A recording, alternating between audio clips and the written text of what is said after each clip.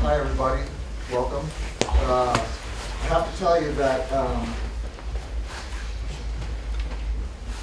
I was working on remarks for tonight, which I should be giving right now, and I'll try. And the PowerPoint just completely disappeared. I took that for a good sign. I don't know of what, but all that means is that I'm going to wing it.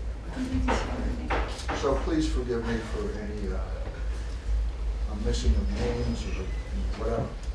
Anyway, I'd like to thank you all for coming out and braving the, I guess, semi-cold and the parking. I hope that everybody got parking. I saw the garage was not that full.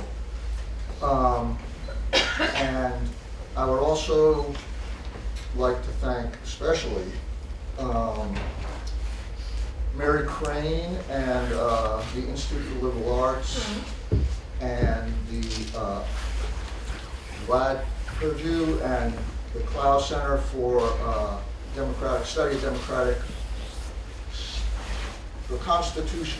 the study for constitutional democracy, for the study of constitutional democracy.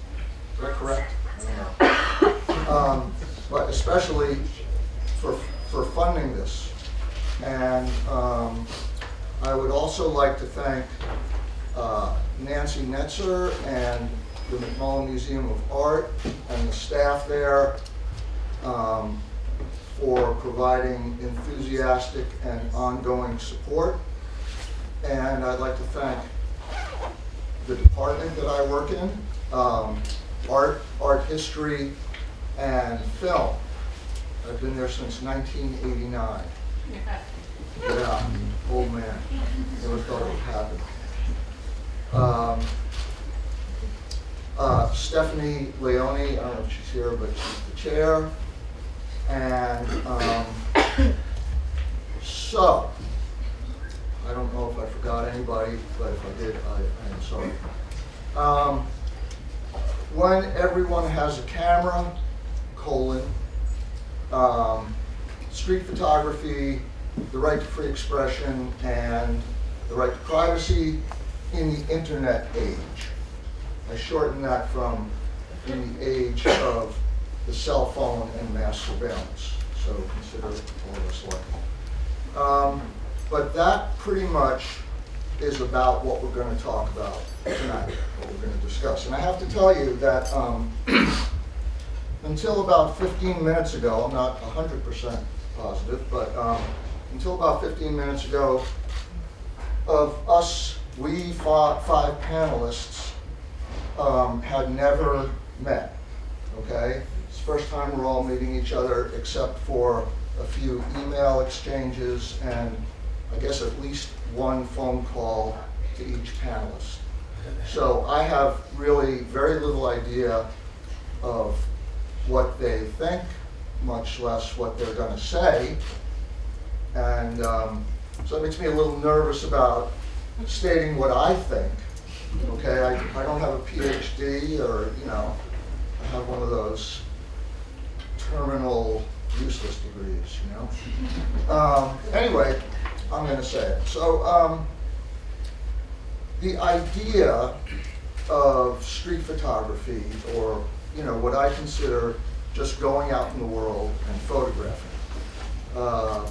Street photography is a kind of colloquial misnomer a lot of the time.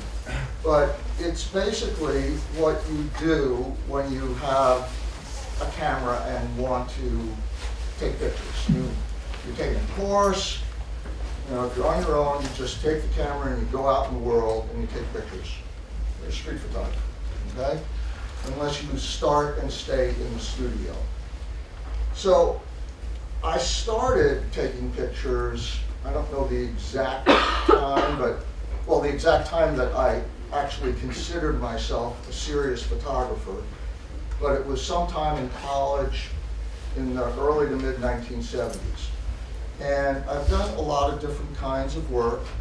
Some of it outside the street in the studio, a lot of it manipulated, But I started out, like everyone else, photographing the world, and when I came of middle age, I had this sort of, I don't know, anachronistic epiphany, and I went back to just photographing, and the challenge of just trying to make a good photograph out of the world, which I feel at this point is challenging enough.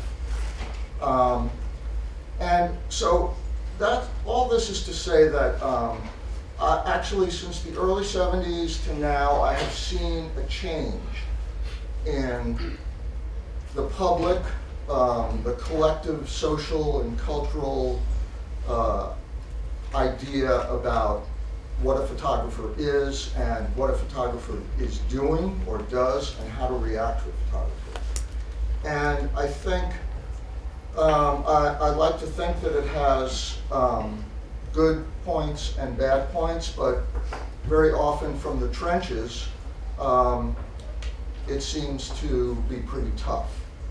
People have gone from accepting or tolerating, or maybe just asking questions, to outright hostility, which can sometimes turn violent. I understand the reasons, I think. The culture has changed, particularly with the internet. And so I want to show you a little kind of diagram that I made. It's really kind of simple. It might look complicated, but I don't really do much PowerPoint, and so one of the reasons that I actually asked for this panel is so I could fool around with PowerPoint, which I did for about an hour. So there's a lot of photographers out there. I mean, you know, even though there are issues with taking pictures in public, there are everyone is a photographer, right? Everybody has a phone. Phone cameras are great. They're just going to get better. And so the way I see this issue that we're going to address, and this is just me, is as sort of a rickety triangle, you know, a very unstable triangle between 3 points and their accompanying vectors. And the first one, of course, is the photographer, okay? And this is actually, the photographer and the rights the photographer has are probably the least disputed and most ironclad part of what we're going to talk about tonight, unless I am mistaken. In the United States, at least, the photographer can photograph anything that they want, including people, and as far as I know, this is federal law. I don't know about state or local law. I think this means people of any age, as long as the photographer is in a public space. And they are protected. That right to do that is a very strong right. It's protected, falls under the First Amendment freedom of expression. So the most important part of the most important part of the most important document in our country is what covers our right to express ourselves freely, which is including taking pictures. Now, of course, in a private space, you need permission. However, and I'm not encouraging anybody, if you're walking down the street with your camera and somebody's in their house and the curtains are wide open and you're on the sidewalk, you can legally take a picture, okay? Now, if they are doing something they're not supposed to do, or in flagrante, or, you know, it doesn't mean that they can't sue you. In fact, anybody can sue you for anything. But that's another, I'm getting off on a different topic, and I won't. But basically, up until, say, the past 15 years, this relationship has been a two-way relationship, okay? The photographer on one end and the subject on the other end.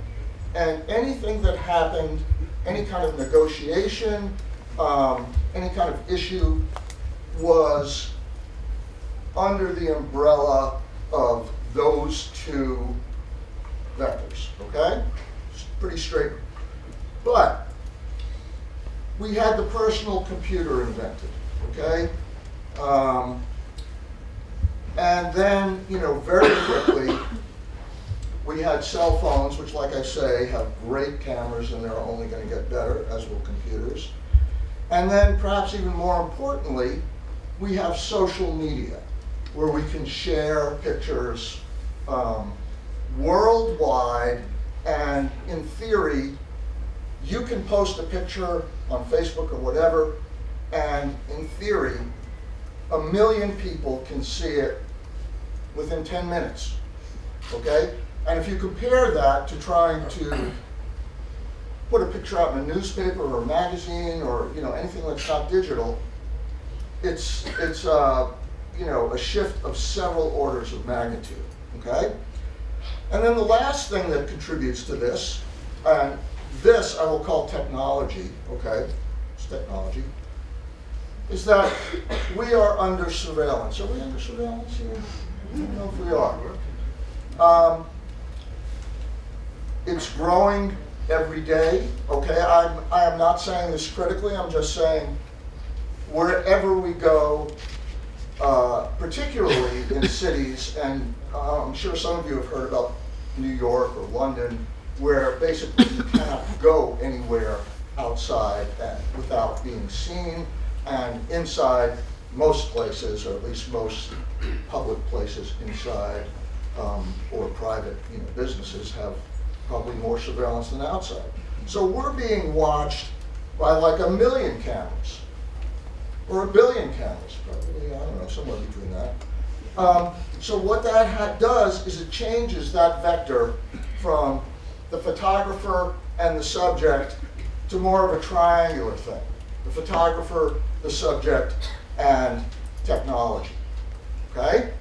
And so the rights of the photographer, like I said, so far in this country are pretty strong. It doesn't mean that you can go out and somebody won't yell at you. It doesn't mean that somebody won't beat you up, okay? It doesn't mean that somebody won't call the police. But in the end, you do have that right. And they don't have a right to beat you up, okay? I'm sorry, I'm being a little too partisan. I should be more objective, and I will try henceforth. So in any case, the photography part is solid. It's really, now that we have the point of technology on top, okay, of the triangle, that affects the relationship between the photographer and the subject. And so the idea of privacy is changing, okay, in a de facto sense, certainly, probably in a de jure sense in some places, but that's really an issue to talk about, and that, of course, affects the relationship between photographer and subject, okay? So we basically are here to address those questions, not to solve any problems, okay? We're not making any mandates or anything like that. Who knows if we even have anything to say about it? We probably do, but it might not be right. Anyway, it's time for the questions, it's time for people to introduce themselves, and that's it, okay? Melanie Einzig and, oh, I forgot to introduce the panelists. I'm so sorry, really, okay? And yourself. Yeah, okay. From the far right, okay, we have Hernandez Stroud, who is visiting assistant professor in the law school. We have Melanie Einzig, who is a photographer in New York, and she came all the way up here for this panel. And she could be called for purposes of this panel, a street photographer, or at least has experience, a lot of experience in that area, okay?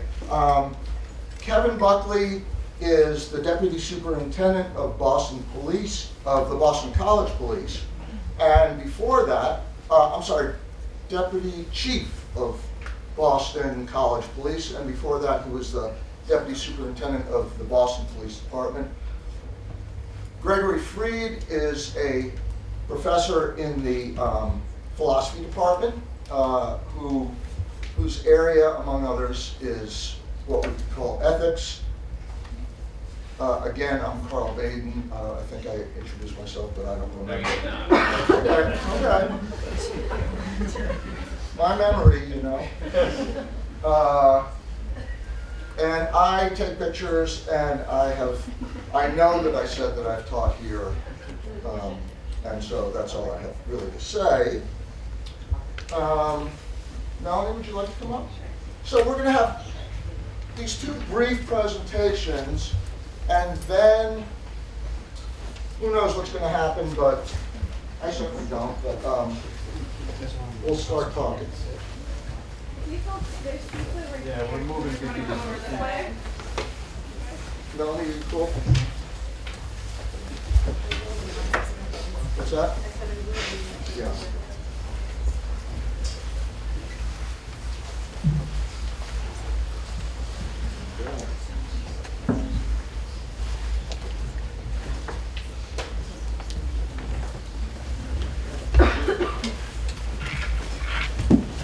First of all, this is Liz. Thank you for having me, and thanks for coming out for this. It's not really on mic. What was that? No, she is. Push it closer, I guess. So I'm gonna try to do this quickly. I've lived in New York for the last 30 years. I've been photographing on the street for about 20 with intention. And I guess I would say it's like a soul journey. You can even say that anymore. Talk about a soul. My photos are very linked to my everyday life, and I'm just making pictures of what I feel it means to be human in this time and place. To start getting at some of the ethical issues, this is a photo I took on September 11th, and I didn't show it to anyone for 8 years.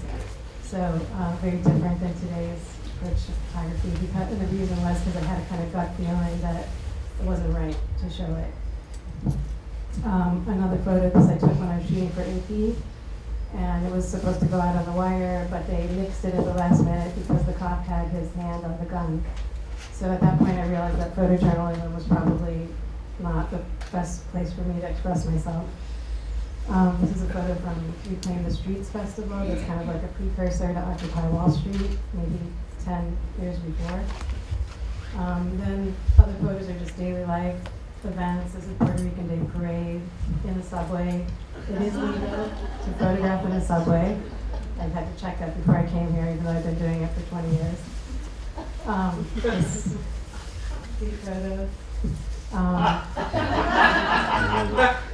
Someone said this is like a 21st century yoga pose. This is recently, and I feel like the guy on the right is kind of like a Pied Piper. I photograph everywhere I go. This is Italy, Mexico, Canada. This photo kind of appeared at the time when I was trying to write a poem about social media, and I had this line that was like virtual shares in serial nowheres, kind of trying to describe the experience. And all of a sudden I saw this woman on the street, and I couldn't tell if she was like inside or outside, or if she was reflected in the kiosk. And so it kind of got me going with these reflection pictures, which I was posting on Instagram. And they're all kind of screens within screens, and the new forms of alienation and how it's kind of manifesting visually for me. The edifice of the iPhone,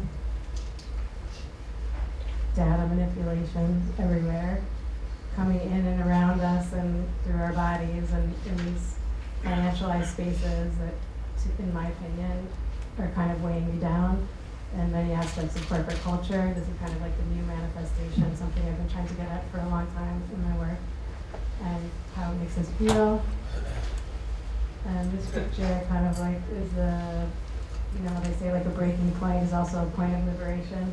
This is this picture for me and kind of reflected our present situation and hopefully change 2020.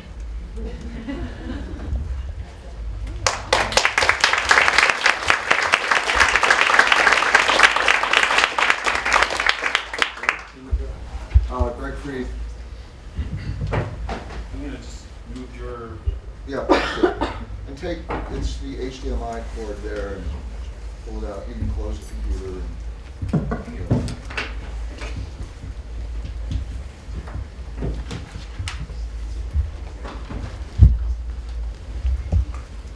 Do we have the...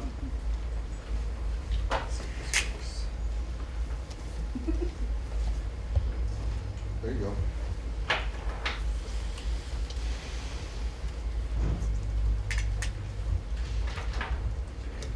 Yes. Okay. So, first of all, many thanks to Carl for organizing this event. I'm very happy to be here. I have a completely non-professional interest in photography myself.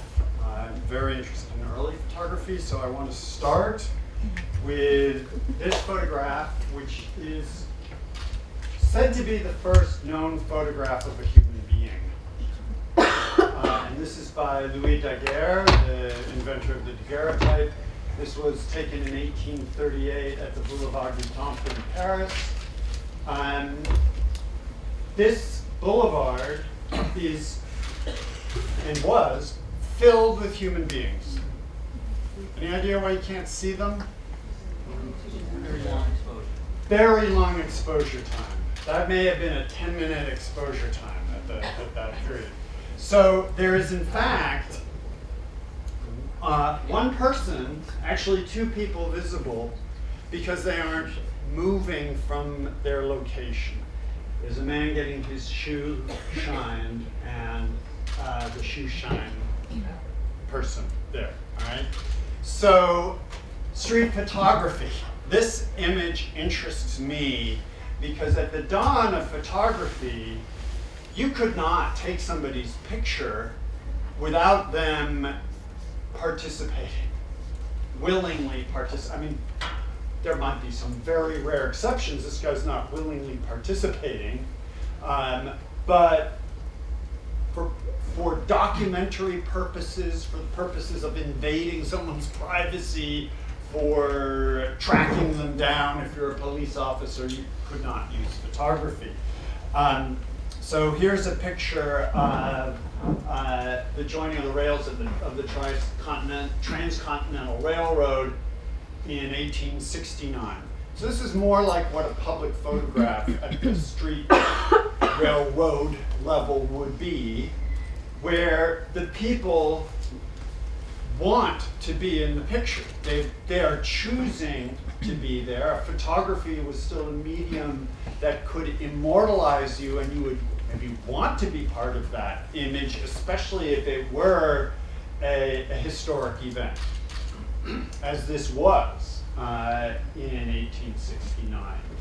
But even so, you can see some of the characters are moving, and you can see through their bodies because of it. And so there was an early sense of the documentary importance of photography at the street level, but I think it's complicated. This is probably the earliest known photograph depicting slaves with cotton. In the 1850s, this is another street view, right? But this is a posed image, right?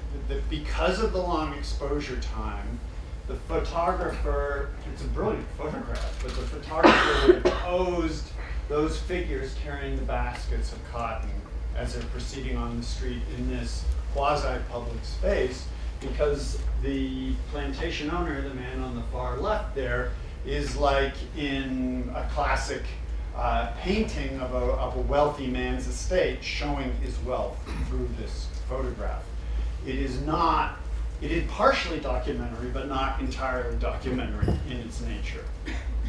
And so let me now move on 160 years later. By the way, this was found just a few months ago at a jumble sale in Texas. It's being auctioned this week, which is ironic, of course, right? $150,000 is the expected hammer price that these bought for. All right, this is a contemporary capture of the facial recognition software system being used in China right now. So China has an extremely sophisticated public facial recognition software.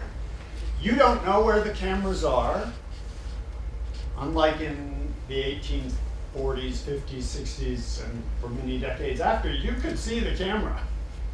You can't anymore, and that camera can peg you with an extremely accurate identification. Excuse me. This is a police officer in China with a facial recognition camera in their glasses. They can now use that to catch people in real time, and that's being used now. It's already in operation in China. So why should we care about that? Here's a quote.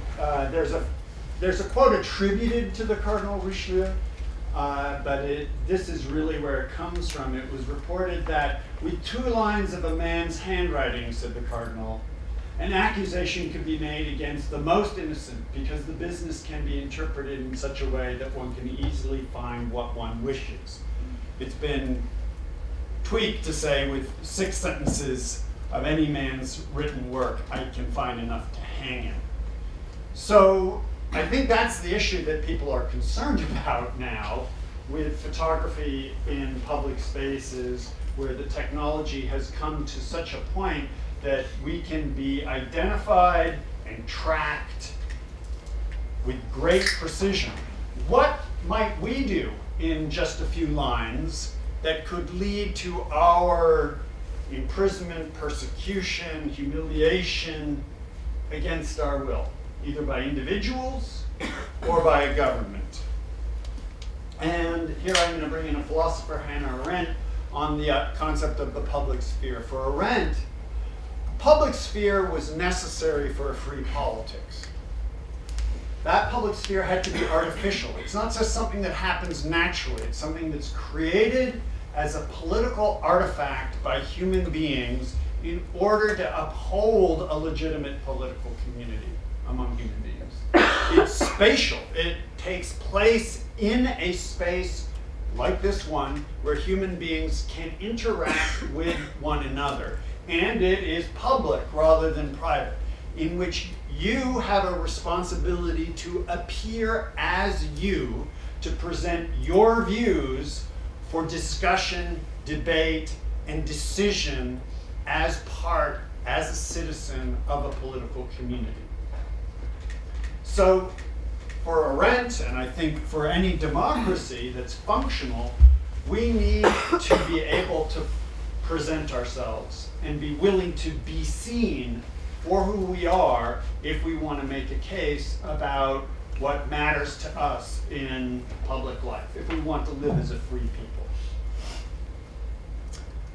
So this is just very recently in China, in Hong Kong, China, where there have been massive protests for months now. I'll be fast. And there was a law that was proposed banning masks, right? And so they adopted this Guy Fawkes mask in protest against the banning of masks. I think this is an interesting question. I'm going to put it forward. Is there something wrong with wearing masks in public in a free society? As a matter of free expression, right? One might say. So in Boston, it's been proposed that we have a law banning masks at public gatherings and events. And these people showed up at the Boston City Council meeting wearing masks to protest the idea that you could ban wearing masks. Well, why would that be wanted? Why would somebody propose such a law?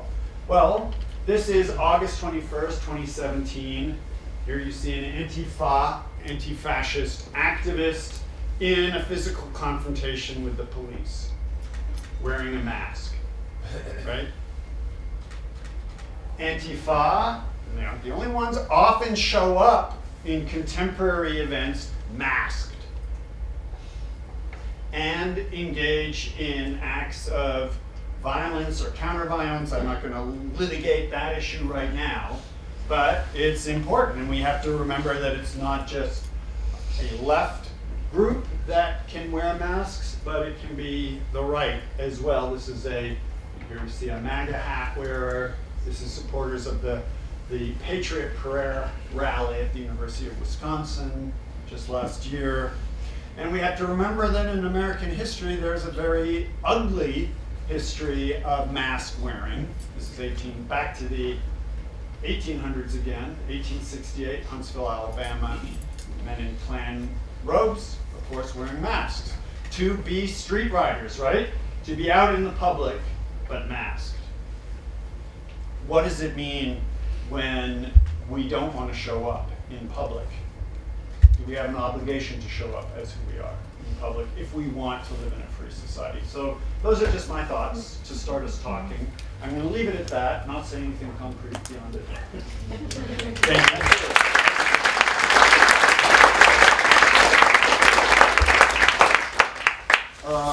So I have a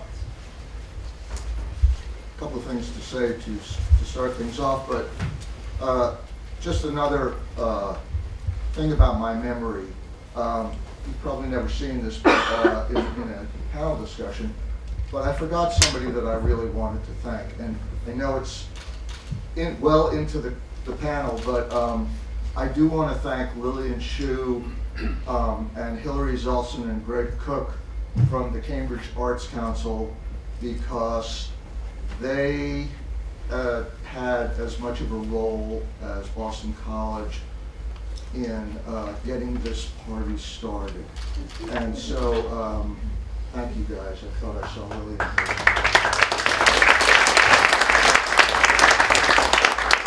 Okay, so first of all, do any of the other panelists have a preamble kind of statement or anything? You No, guys not agree? really. I'm just happy to respond to Okay, great. I think go off of the police perspective or the law enforcement perspective. Yeah, That's that's needed and to be beneficial. There's one thing I will say, I brought up a memory of a retired deputy superintendent assigned to the police academy back in the 70s.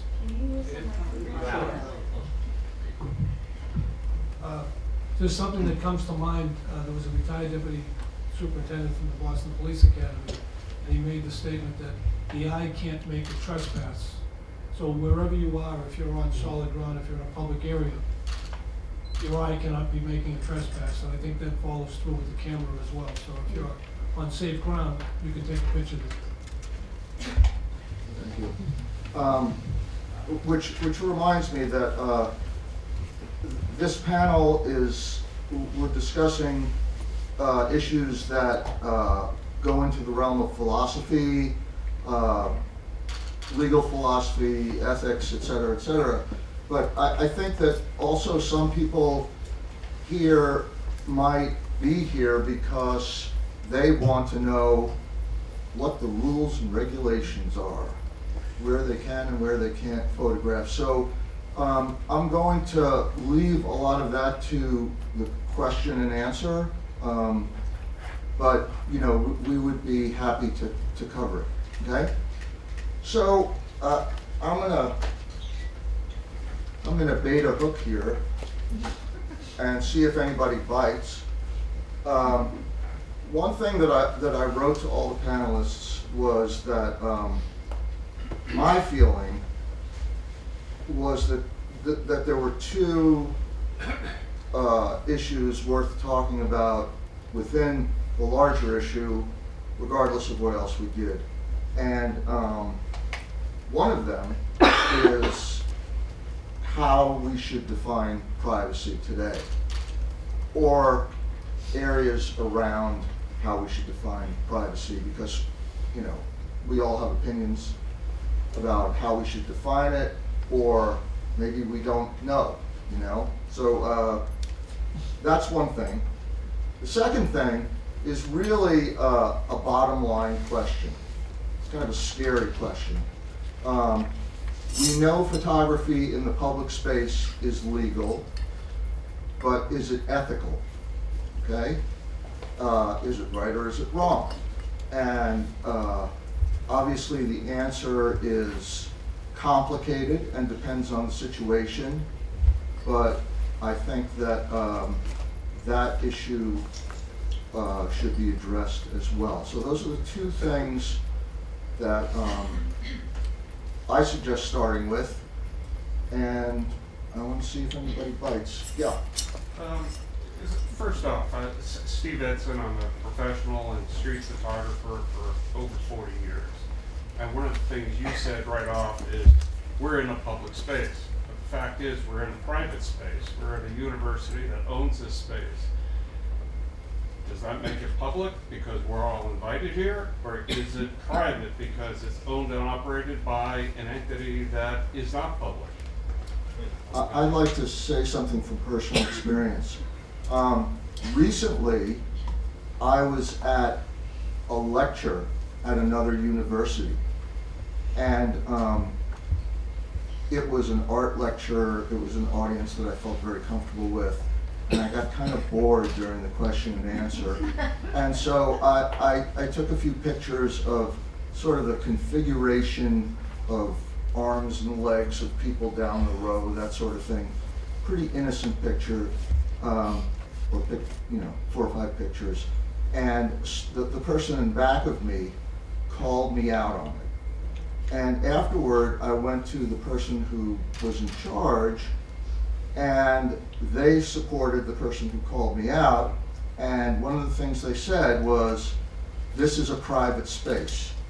You can't photograph in a private space without permission.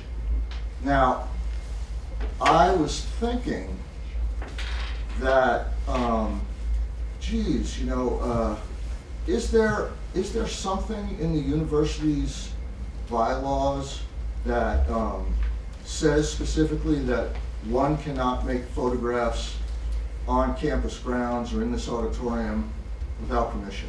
I was wondering about that. There may be, there may not be. This is a quasi-public space as opposed to a home, but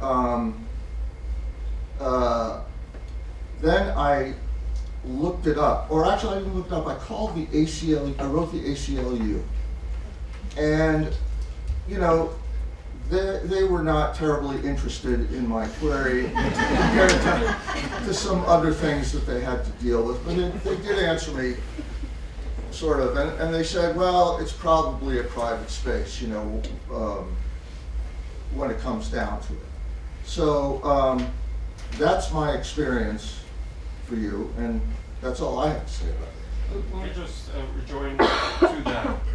If, in fact, you're a working news photographer and you publish your work in social media platforms and portals where the work gets distributed from there, could it possibly change the nature of your being there just as a photographer, but you're there to report on news and current events? Does that change the legality of that public space or private space and the use of and the function of making those photographs in that space? I'll leave it there. I'm not going to bogart the mic.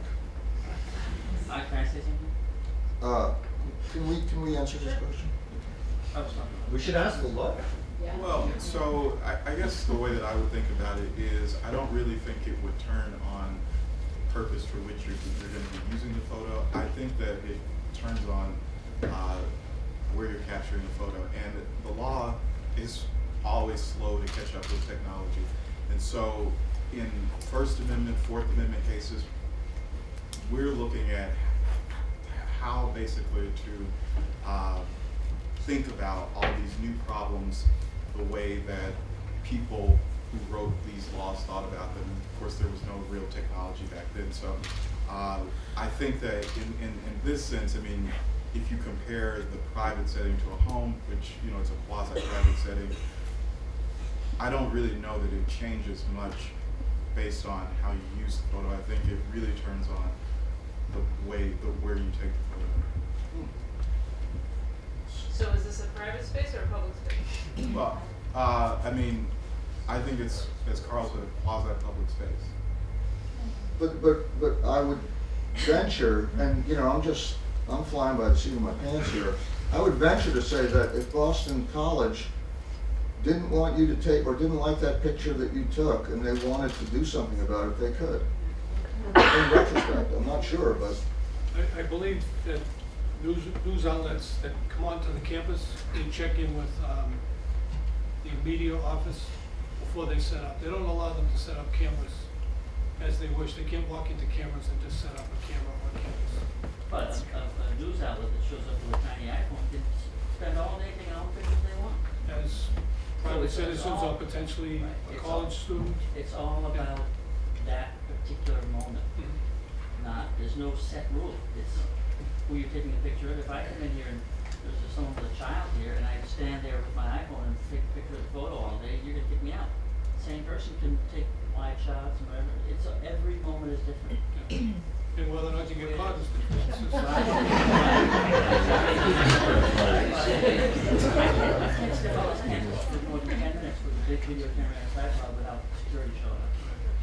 Because it's private. Does it make a difference that this is Boston College, which is a private Catholic institution, rather than Pittsburgh State, which is a public university? But you're gonna have the same. are you asking a question? Yes. Does it matter? Yeah, because I mean, to me, one's private, one's public. Mm-hmm. There's an interesting parallel problem with free speech. So private colleges and universities, I was involved in this because of my previous university. We had a whole task force to examine this issue after Charlottesville. Can we prevent student groups from inviting Richard Spencer onto campus, right? Yeah. Public universities are in a much more difficult position around those issues. Private universities can just say no, but public, as a matter of law. Public universities, it's much trickier.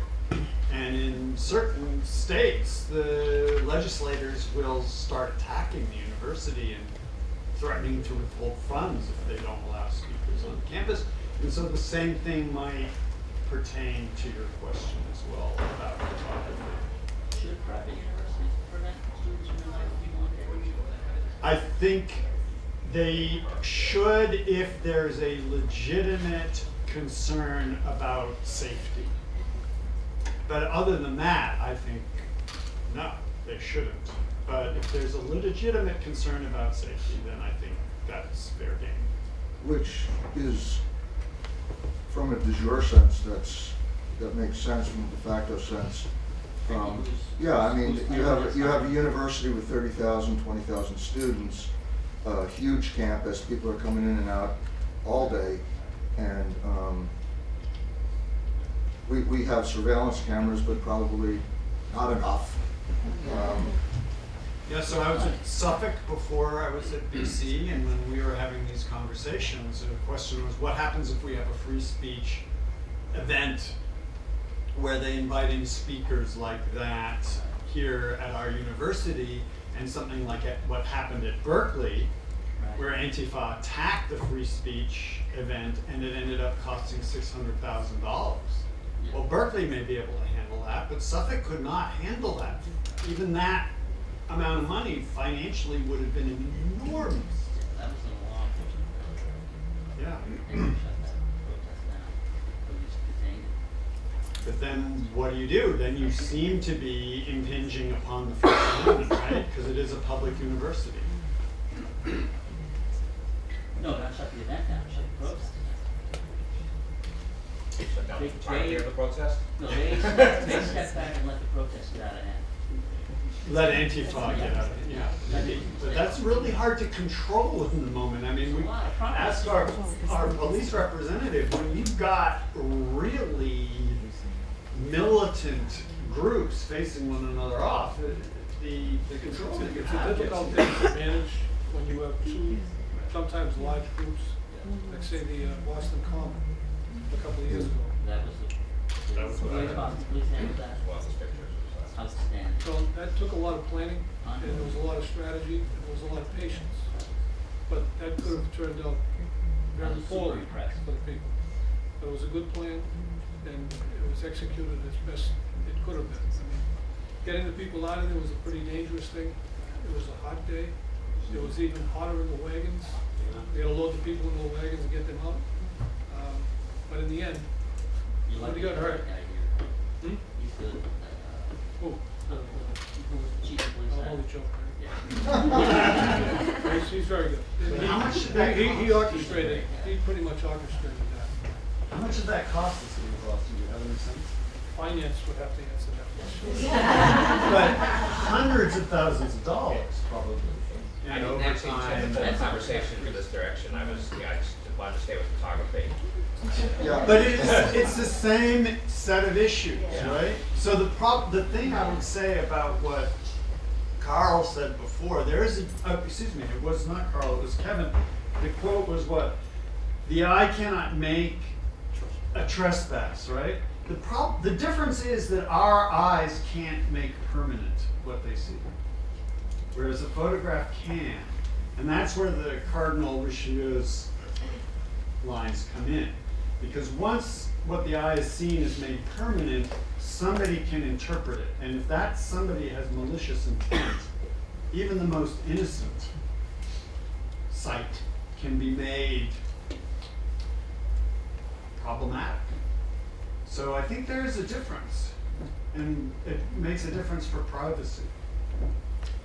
It's a very philosophical, I mean, this boils down to basic philosophy, even as I knew it in college from the one or two courses I took, because, you know, the foundation philosophies like realism or idealism or dualism, you know, have the dichotomy between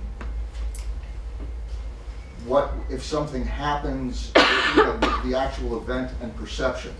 If a tree falls in the forest and nobody sees it or hears it, does it make a sound? You know, the idealist would probably say yes. The realist would, I'm sorry, the realist would probably say yes. The idealist would probably say no. So he can correct me. So you know, so photographs can be manipulated without even being manipulated. They can be contextualized by just words, and that has happened. I mean, that's been going on since the invention of photography. But I think Chantal had a question. I'd like to hear more about the law and how the law is trying to catch up with technology. Because I think ethically, we can all discuss our own opinions as Right. well, but I'd like to know more concrete examples. If you could. So, for example, if there was a case out of, I think, DC recently, where there was a person who took an upskirt photograph of a woman in a public place, and the issue was whether or not that was protected under the First Amendment, and the court reasoned that it was, because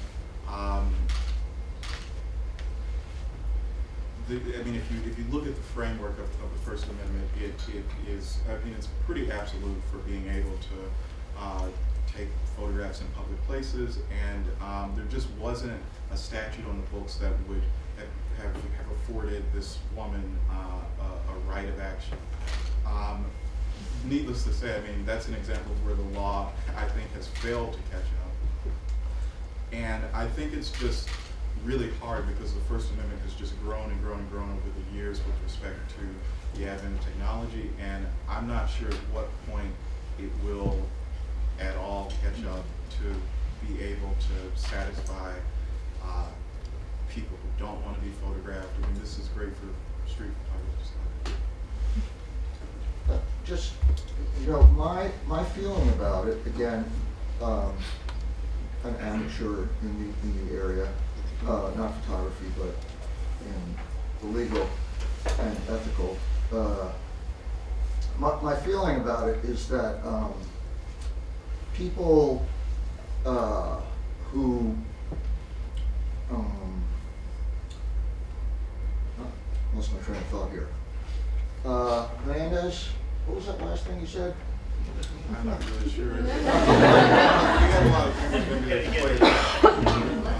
Can I ask Melanie a question then? Do you ever, under what circumstances do you find yourself, if ever, wanting to ask some of the subjects of your street photography for permission? Or do you feel that you have an absolute right and need not ask their permission? Sometimes I do a portrait or ask permission. Well, I don't have any like,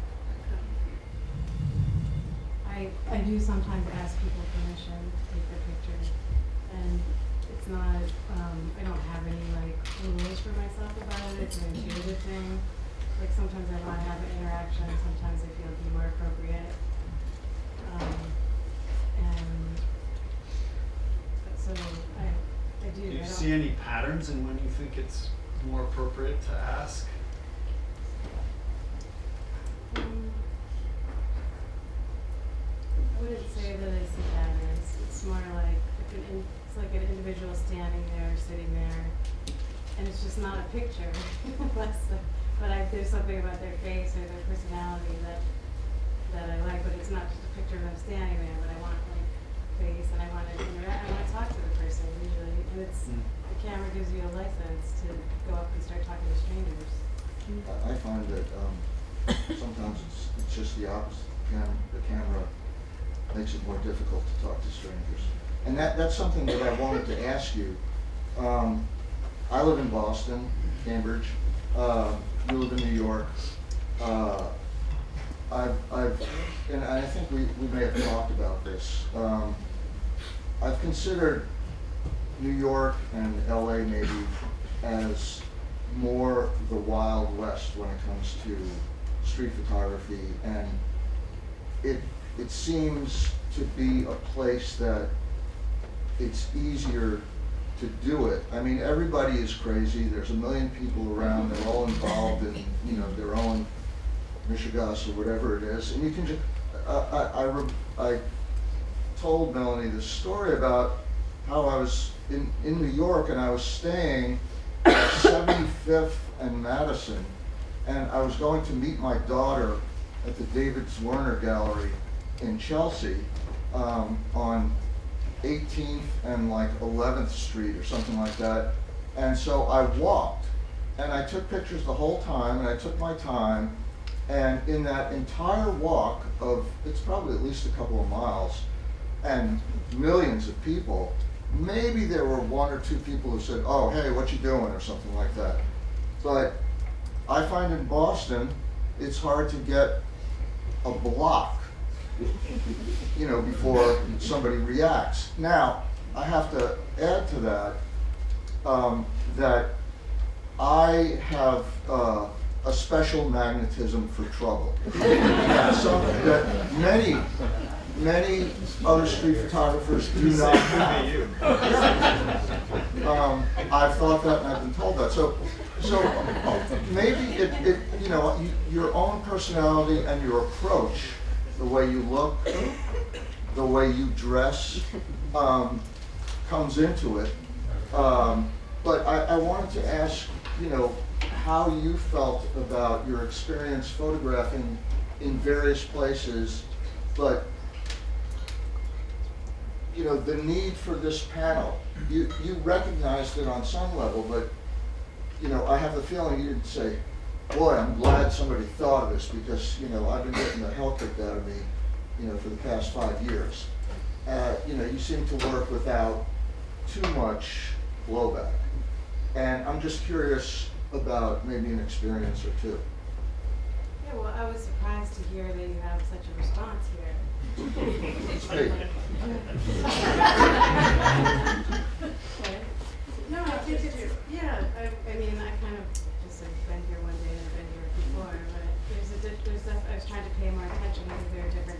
the street or something. And it kind of, it feels like people are like a little more private here. I mean, their energy is like. That's the legend. Is that Well, sure, yeah. I mean, New Englanders, yeah. But then like in New York, we're also like very into being anonymous, I think. So there's, it's not just like, so, you kind of like pretend like we don't see each other, but like everyone sees what everyone else is doing all the time. We can take some questions. You're a great audience. My question is whether we should just go like this or we should, well, Joe has a question, so there you go. But we'll continue, if that's okay with the rest of the panel, we can continue on this.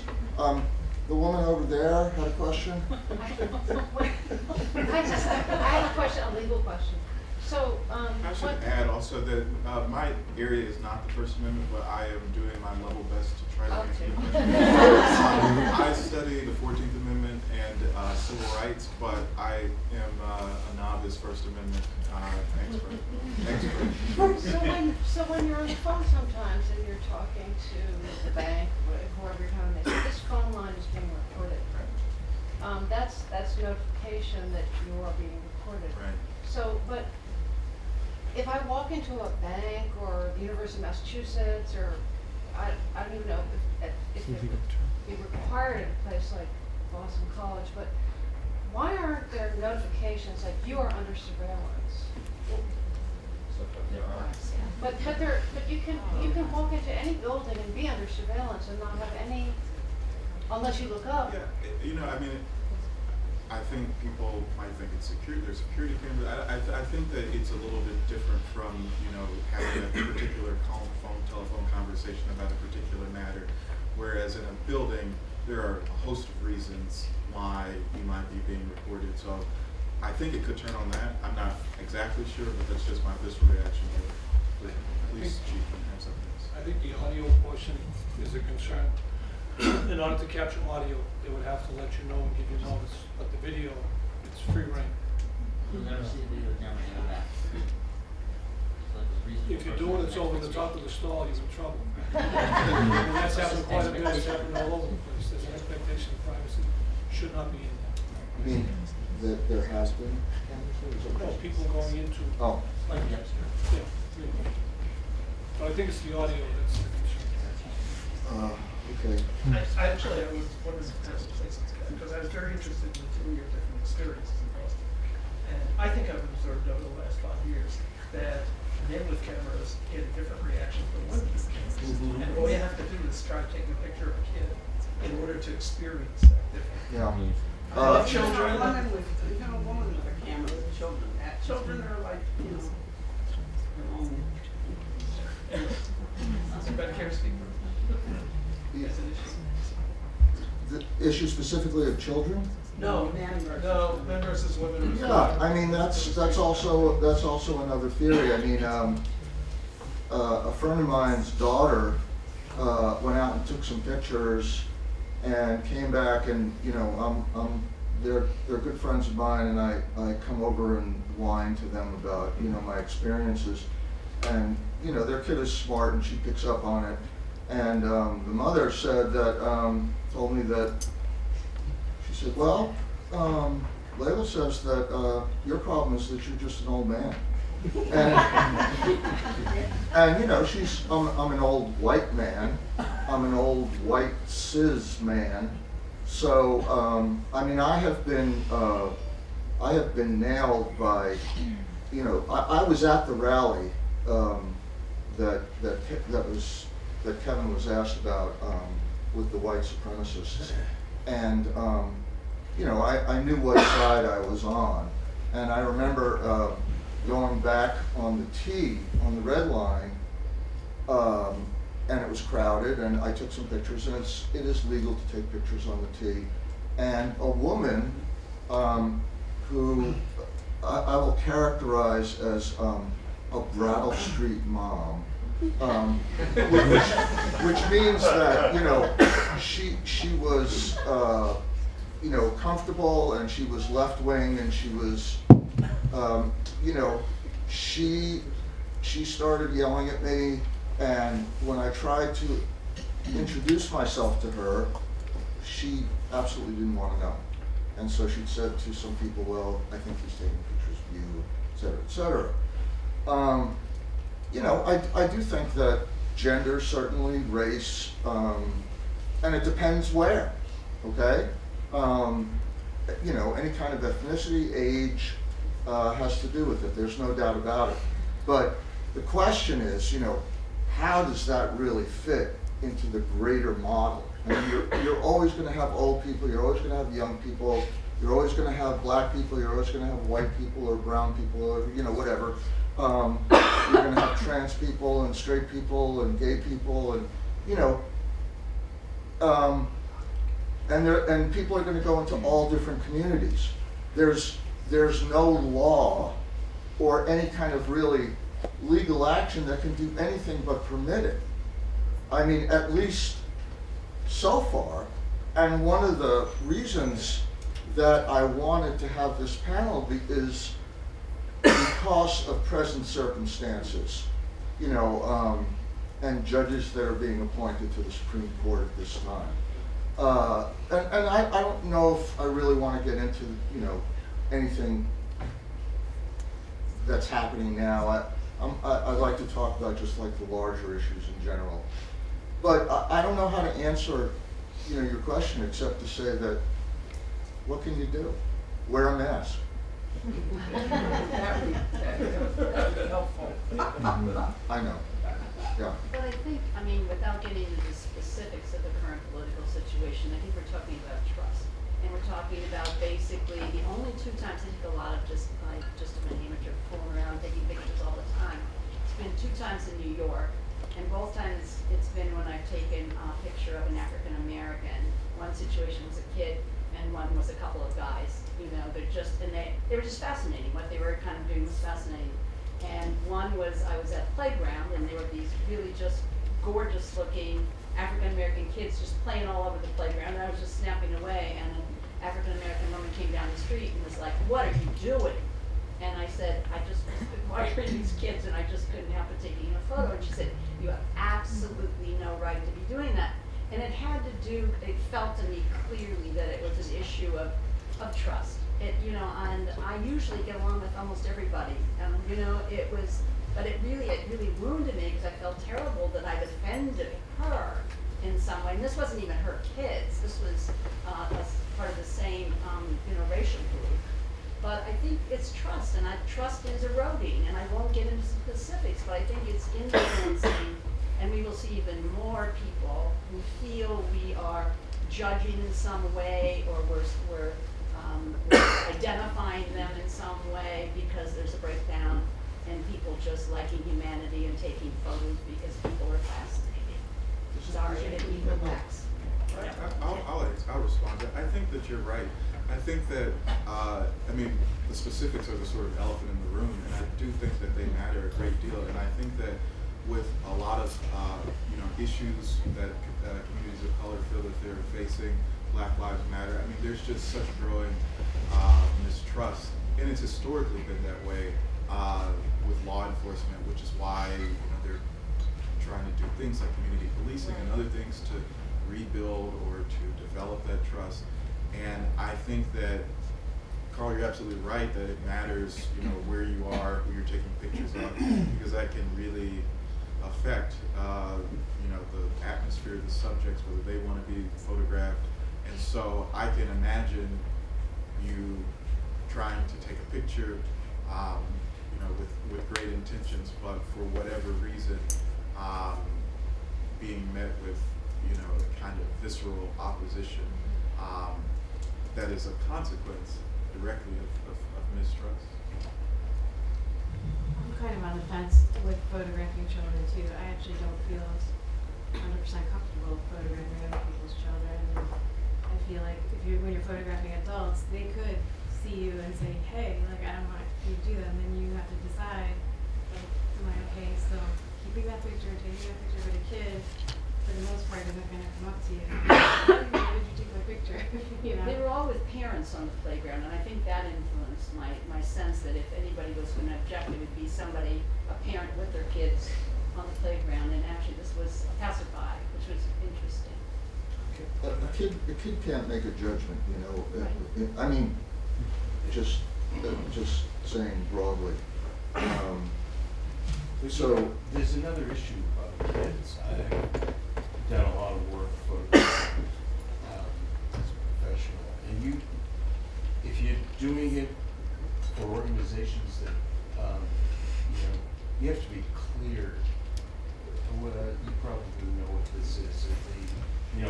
They have to check your background and everything, because there's been a lot of incidences. I have a son-in-law who's a lawyer in privacy, and he has 2 young kids, and he won't put any of those kid photographs up on the internet. There are real problems with privacy and what people in pornography. I think you have to be careful. yeah, this may be taking it a little bit askew, but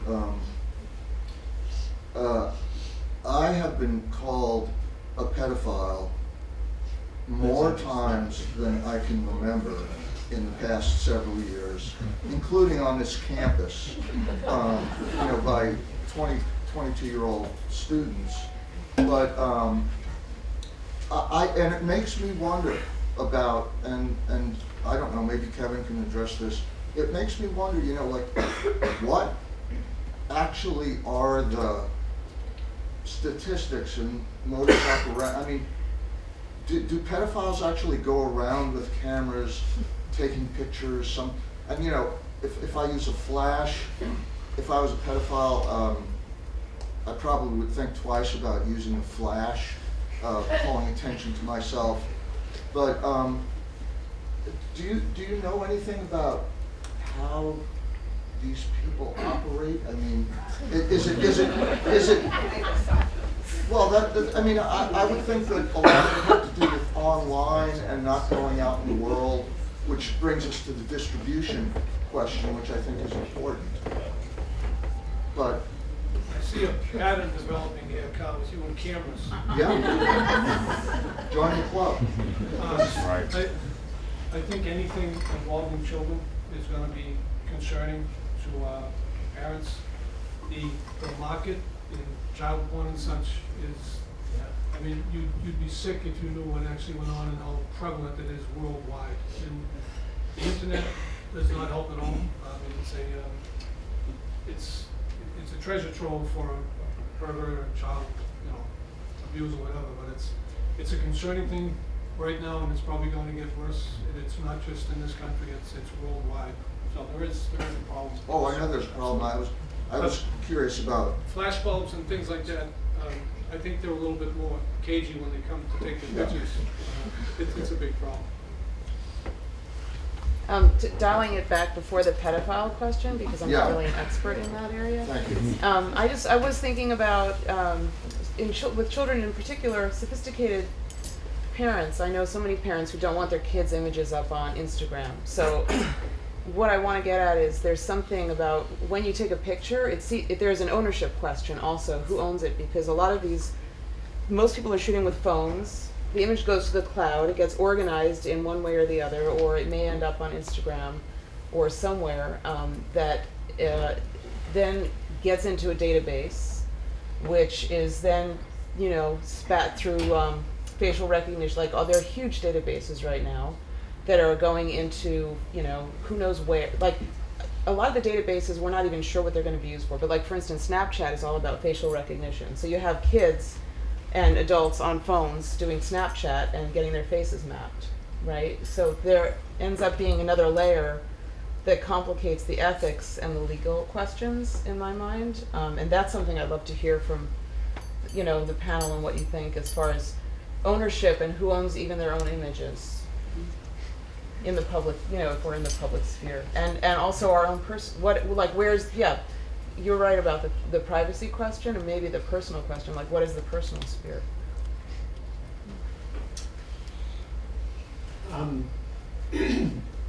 Kevin, again, said something about this, which is important, I think, which is that there are certain situations in which we have a legitimate expectation of privacy, right? So how does an emerging technology affect that and change that? And that's what we're dealing with right now. What I was saying before is that in a free society, adults at least, should not have should not have the same expectation of privacy as a child, because in a free society, you should present yourself in public spaces for who you are, if that society is going to be well functioning. But a child is not yet in that position.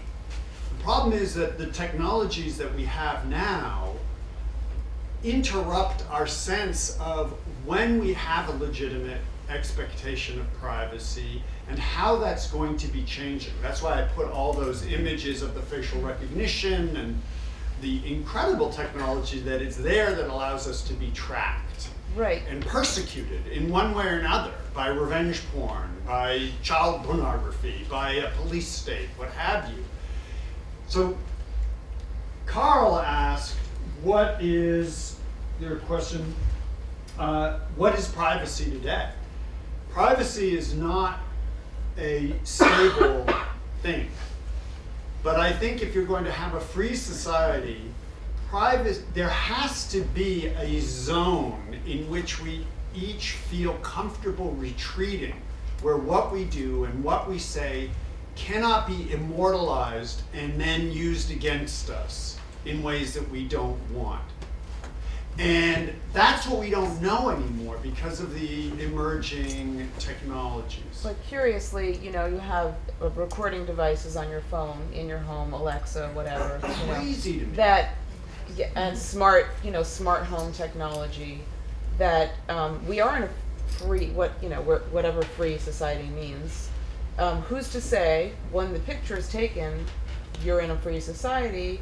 But when the database gets spat out 10 years from now, maybe it's not as free, and maybe you're in a different position. That's why the current moment matters, right? That's why we should be concerned, because we don't know what will be in 10 years in ways that we could never have imagined 5 years ago could be our future. So dictatorships own our images, right? There's no question about that, to track us. But a free society, you do need to be able to be present as yourself if you're going to engage. It would be very disturbing if we all came out in masks, because that indicates a lack of trust, right? And you cannot have a well-functioning society without trusting people to present themselves as who they are. Joe. Well, can I ask another question? Do photographers have any responsibility for how their images are used? Because we could say ethically or morally or even legally, maybe the intention of taking the photograph is what's concerning to everybody. But is that a real thing? But however it's intended, in fact, what you're calling technology or the internet means that the impact of an image is much more massive than it ever would be if you were publishing it in a book or in a studio or something like that. And do you have any responsibility for how those images are used? Well, I could ask you to answer the same question in the sense that that's the personal decision that I have to make. And I think that anyone, what I'm saying is that I don't know if there is a legal, I haven't heard about, or kind of overruling judgment on that, or where the law enters into that, what I should do, what I have to do, what I can't do. I think that that's up to me and my conscience. And I think that, I try to be, I certainly have those things in mind. But are you protecting somebody with a different kind of conscience by saying that everybody ought to be allowed to do it, to use the images however they want? Well, Do you in this panel, I'm not saying everybody ought to be allowed to do it. In this panel, I'm asking if everyone should be allowed to do it. I mean, I'm putting, you know, I check my gun at the door.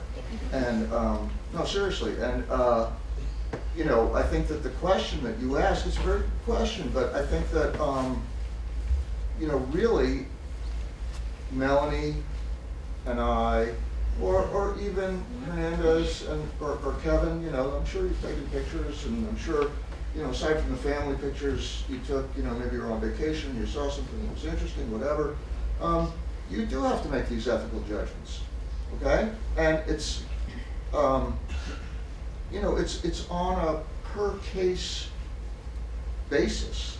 And, you know, for me, the problem is that you have to decide very quickly.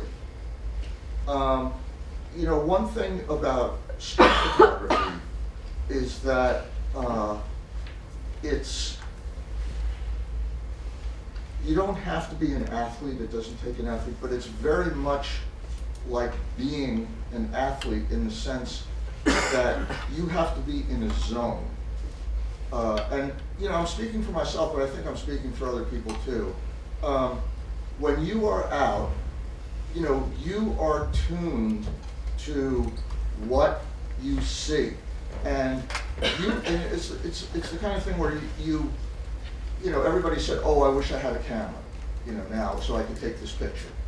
But really, when you have literally dozens or hundreds of people around you moving and everything changes in a fraction of a second, you know, you have to try and train yourself to anticipate what might happen, and not only be there at the right time, but be there in the right place. Because if you are on this side of it as opposed to this side of it, your picture isn't going to come out at all. I mean, you won't get a picture. And so what I'm saying overall is that there are things that are going on in your mind, but in a sense you have to make it clear of other things. Now, the ethical stuff is always going on in my mind. And, you know, because of the experiences that I have had, I can't avoid it going on in my mind. But I try to make it go on in an objective way so that it doesn't affect me emotionally, or, you know, bring out feelings of guilt, or, you know, anything that might get in the way of performance. So, but it, you know, I understand that from an artist's point of view. I'm just asking, you know, there are limits to free speech. There you'll fight it. Are there any limits on street photography? So I want to respond. So I think one of the problems with moderating what photographers do with their art is it causes the government to get into viewpoint discrimination, which is essentially censorship, which says we're going to prosecute and punish this form of art but not this form. And I just think that that's a very dangerous thing that the government would do, and I think that's the hesitancy of courts and the law to get into that kind of game. You know, I just want to add one little thing. And it sounds maybe a little trite, but you know, I believe that when our Constitution was written, you know, the famous thing about Benjamin Franklin coming out of Independence Hall, and the people are waiting there when they finish the Constitution. They said, well, do we have a democracy or do we have a monarchy? And Franklin said, we have a democracy if we can keep it. A republic, I'm sorry. Thank you. It's all relative. But the point is that, you know, I think that if you have a republic or a democracy, you have to make trade-offs, okay? You can't have everything. You can't, and so maybe you can't have free speech and total privacy. you have to give up one to some extent. And I think that, you know, the framers of the Constitution, and this is well before there were cameras, you know, decided that free speech, which is, or right to free expression, which is in the First Amendment, was more important than privacy, which I'll probably make another gaffe here, but I don't believe got into the Constitution until the 1950s or 60s, maybe with the ruling on the Loving couple, and that was, you know, having conjugal, married couple having conjugal relations in the privacy of their own home. So the two are not comparable at all in that document. The issue, I think, is that privacy is changing now, and the issue is becoming more important because of the technology. But I still say that, do I have an obligation? Yeah, I do think I do. But that's just me saying it. You know, I don't know what Melanie thinks about herself. I think, you know, about that issue. I assume that most thinking, feeling people do have that governor, you know, do have that regulator. What do you think? Yeah, I mean, I feel responsible what happens to my pictures. I don't, you know, once you put them on the internet or Instagram, once you put them on the internet or Instagram, you don't always have control of what happens to them, and that's kind of a catch-22 because it's not like I have a million gallery shows where people could see my work, so I put it there, and sometimes things happen that I'm not happy about, and you know, sometimes I don't look, but sometimes I've tracked pictures and asked for people to take them down. I've seen like inappropriate comments around photos. Do you ever,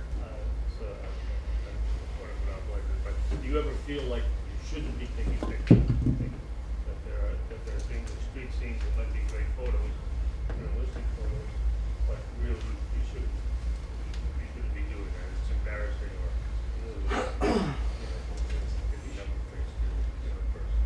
Do you ever have to keep yourself from taking good photos? I mean, well, there's like a whole thing that street photographers are like, oh, I don't photograph homeless people. You heard people talk about that? Sure. I'm sorry. There's like a thing in the street photography world, like they say, oh, I don't photograph homeless people. Like that's like a thing that people have been saying the last, I don't know, 5 years or 5, 10 years. Sure. Why not? I mean, it's the same issue. Why not? I mean, I feel like they're already like rendered invisible in a lot of ways, and so what's wrong with taking a picture? That's how I feel. I think it's like a thing. Right? I think that there are a lot of reasons. You know, I just have, just by nature of time's up, finished a 2-year project that I was working on in Cambridge. And homeless people were part of it in terms of the population I encountered. And I think that I have maybe one photograph. And a lot of times you don't know if somebody's homeless or not. You know, I took a photograph where I was showing it to the Cambridge police because we had, you know, I went to talk to them before I started this, or during the time. And they said, oh yeah, those people are homeless couple. You wouldn't be able to tell at all. But you know, when I was, for example, in Harvard Square or Central Square, which are places where a lot of homeless stay, if I was spending time there, I would get to know people. I would pay people, you know, as a matter of course, you know, and it wasn't to take their picture necessarily at all. It was because I felt that they needed the money. Now you can get into a whole other thing about what they may have needed the money for, but my approach was to communicate with them, and so I would become part of the fabric as well. But I've stopped myself many times, and I have tried to, and I have pictures that I wouldn't show, that I might take that I wouldn't show, you know, because of that.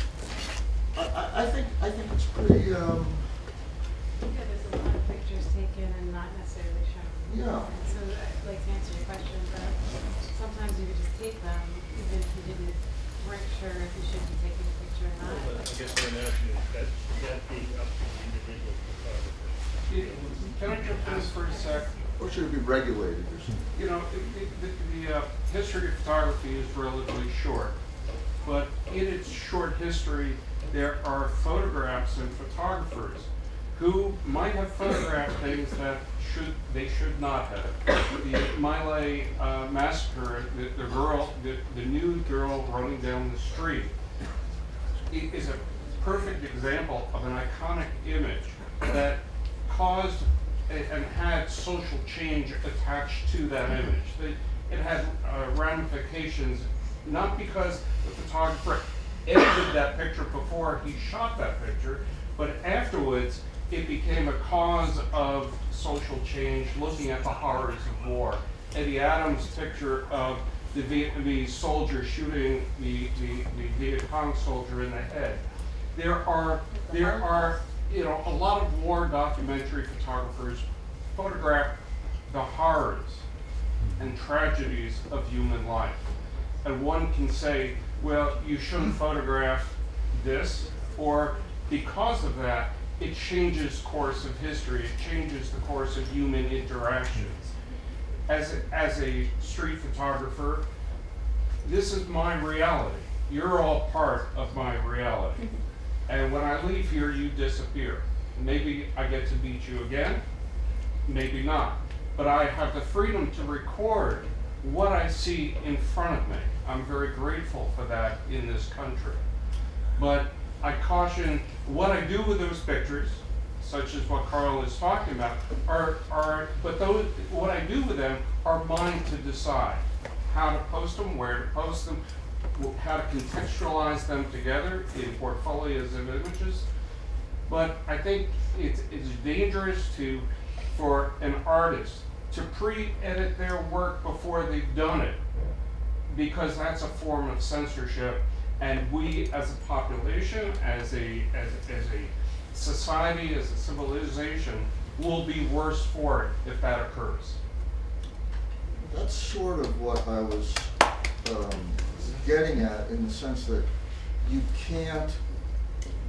have to clear your mind of certain things when you're taking pictures, otherwise you're worthless.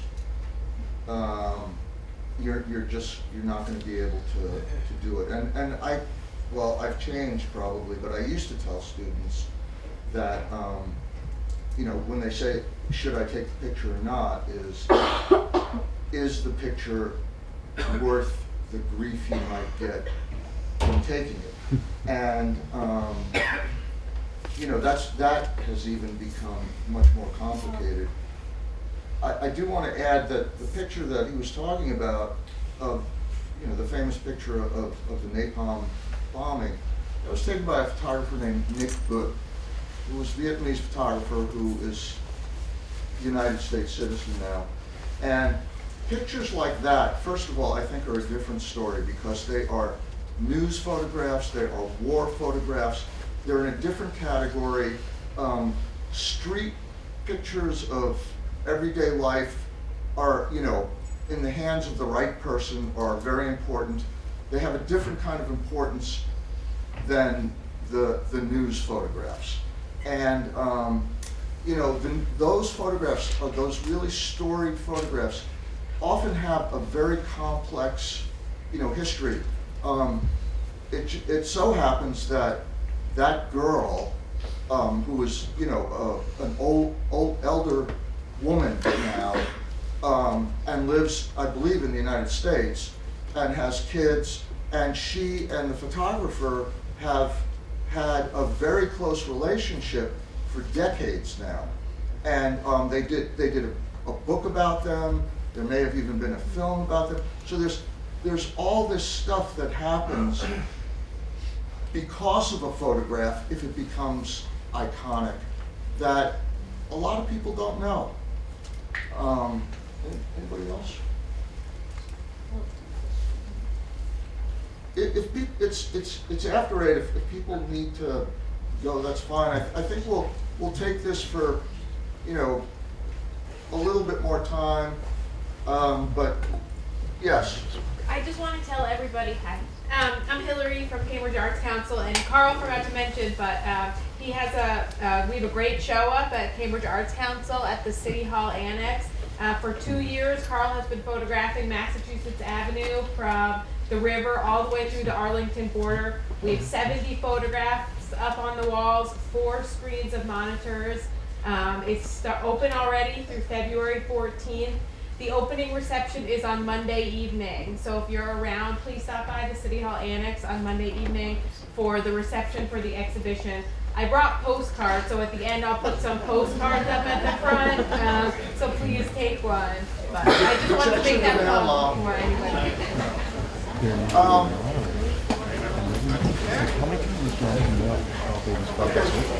Yeah.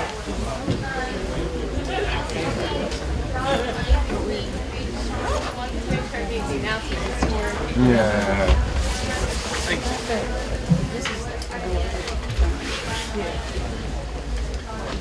Should I go for the front? I'll come back. That's my favorite one from Instagram. Thank you.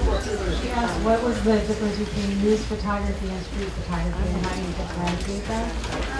This is all great when you're talking to everybody. I thought this was going to be, I was thinking about the police, about Sandra Bland taking pictures of the police officer.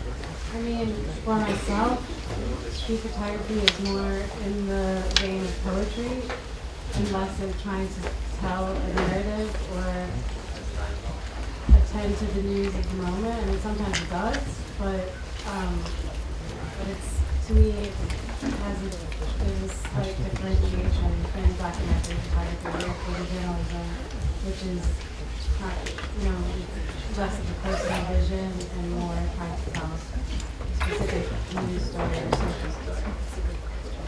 Street photography, in my mind, is much more like poetry and painting. We're not going to dig in here. I'm not sure about an ethical divide between the two, or a kind of regulatory divide between the two. I mean, photojournalism is usually a sign. It's a job. And, you know, certain people are better at it than others, and certain people, you know, would do it whether they were paid or not, theoretically. But, and also, it, you know, very often, I don't know about photojournalists, but newspaper photographers, you know, most of the pictures they take are pictures where the people are very aware of their presence and what they do. I mean, they're almost like portrait photographers at large. But I don't think that, you know, I think that both of those categories, you know, the same ethical rules apply. I mean, if you photograph for a newspaper or magazine, then you are really regulated, you know, by your editors and, you know, what they publish or what they think of the audience. You're less regulated as a, quote, artist. But, you know, I think the same basic human rules apply. Yeah. Just to kind of bounce off of that, to me, the difference between like photojournalism and street photography has a lot to do with perception and, again, trust. A war photographer in a war zone has the intention to make a photograph to essentially tell a story about what's going on. That's kind of obvious in a war zone. Whereas on the streets of Boston, a street photographer's intentions are pretty mysterious to the subject, therefore, you know, kind of making it difficult for street photographers. Right. You're saying it's pretty clear in a war zone why the photographer is there. It's pretty clear to the people. I would say to the subject. Yeah, to the subject. So a subject in a war zone being photographed probably has more going on their mind than, and caring less about the photographer taking a photograph of them, whereas somebody hanging out on a stoop in downtown Crossing is in a totally different situation. I don't really have, I was just gonna add it to that, that's all. You know, speaking of ethics in war photography, I can't, somebody can probably remember the name. There's a photojournalist a number of years ago who was in Somalia or Sudan maybe, and took a picture of a starving child and with the bird, with the vulture, and there was a vulture next to, not next to, but you know, several yards away. He included the vulture in the picture, you know, which is important because the world is big, the lens is small, and you know, people have to understand that you're including certain things and not including certain things. He included the vulture in the picture. Obviously, he wanted what he thought was a good picture, and he wanted to make a statement. The picture was very controversial. A lot of people said, why didn't you help that kid? Okay? Sometime later, the photographer committed suicide. And I don't know enough about the situation to say, well, you know, he was suicidal to begin with, or, you know, this actually did it, or whatever. But that is something that story has always stuck in my mind, and it's pretty recent in terms of bringing up questions about ethics and photography. I brought pictures, which I'm not going to show, I don't think, but they're pictures, you know, maybe half a dozen pictures by, quote, well-known photographers, some quite recent, where that I thought I might want the panel to comment on, and the audience to comment on. Actually, I didn't include any of Jeff's pictures, but I think that's one of the he's a great photographer. I think his cell phone pictures are probably one of the most fascinating. Unbelievable. Yeah. They're fascinating images, but the topic of conversation about privacy is probably the most interesting. Jeff Marmelstein. I don't know if you can just Google search it. He has a book that it. just came out called Hardened, Yeah. and they're all cell phone pictures. But if we have time, we can get into that. But I did want to say that in contrast to that, to the vulture picture, I do have a picture taken by Gary Winograd in 1964, and some of you will know that Winograd was, as MoMA's John Sarkowski said, considered the central photographer of his generation. You know, people will disagree. He was not someone who tolerated fools gladly, as the saying goes, at the very least. But there's a picture he took in Dallas, Texas at an American Legion convention, outdoors, on a street corner. And in the middle, there is a legless man on the sidewalk, you know, and he's got gloves on and all that, and he's presumably, I don't know, but he's presumably begging and there are all these Legionnaires with their hats on, and nobody is looking at him. Everybody is looking away, except for the photographer. And I remember there's a story about him showing that picture in a slideshow to an audience, and somebody raised their hand and said, "What did you do after you took that picture?" So this is like the vulture kind of thing. And he said, "I took a vertical." The picture was horizontal. That's who he was, that's what the time was, okay? Things have changed. Yeah. The other side of that is positive edits. I can hear you. The other side of it is the positive edits of photography. I think of Stan Gross, Boston. Sure. Women falling, the fire escape let go. The child lived because the child landed on his or her, I can't remember if it was a girl. The child lived because she landed on her mother. But that picture changed all the codes in Boston for the fire escapes.